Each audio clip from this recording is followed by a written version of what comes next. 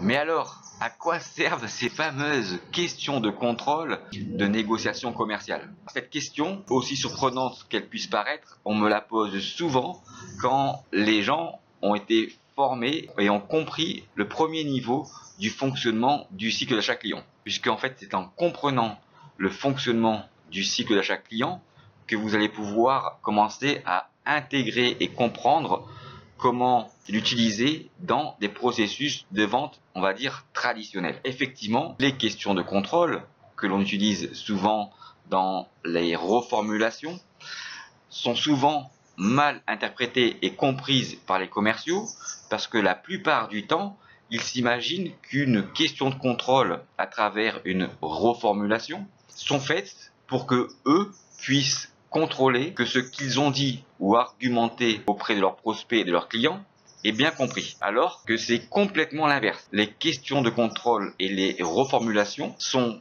en réalité faites pour l'acheteur, pour que lui puisse s'assurer qu'il a été justement bien compris à travers les problèmes qu'il est en train de vous exposer. Mais il ne faut pas aussi confondre deux choses. C'est que justement dans l'entonnoir d'entretien commercial, les questions ouvertes, fermées, alternatives, les questions de contrôle, les reformulations, elles peuvent être utilisées à n'importe quel moment, sur n'importe quel sujet, pour essayer d'amener le prospect et le client vers l'endroit où on veut l'amener à arriver à obtenir la confiance. Et donc les questions de contrôle sont faites pour l'acheteur et non pas pour le vendeur, pour s'assurer qu'il a été bien compris sur l'expression de ses problèmes. Il faut faire super attention. Vous allez me dire, ouais mais bon, la nuance ou l'écart n'est pas très évident.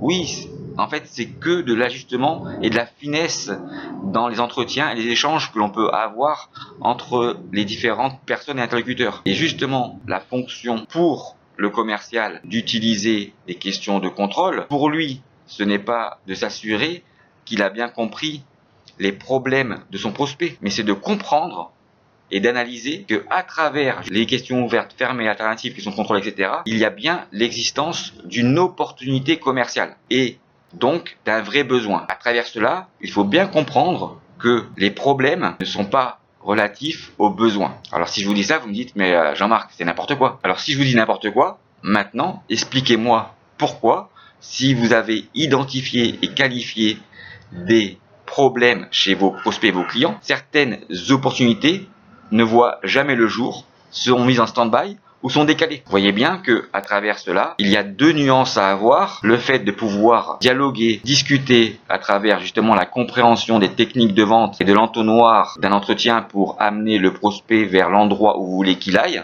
et le fait de comprendre qu'il y a un vrai besoin qui va pouvoir justifier l'opportunité commerciale en question pour pouvoir en fait continuer à avancer dans votre cycle de vente. Je vous souhaite à tous et à toutes une excellente journée. Ah oui, je voulais finir sur un point. La meilleure des questions ouvertes que vous pouvez poser à vos prospects, à vos clients, n'est pas une phrase, c'est juste un mot. Pourquoi ?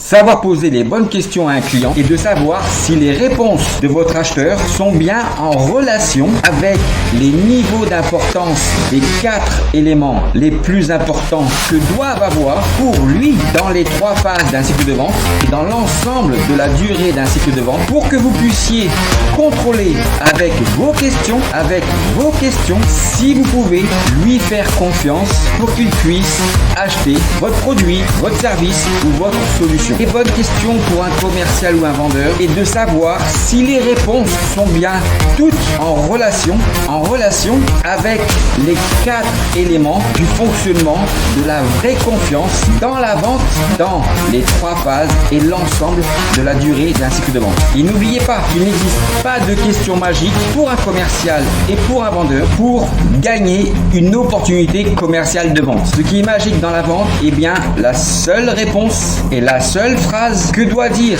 un acheteur pour être transformé en client. À bientôt.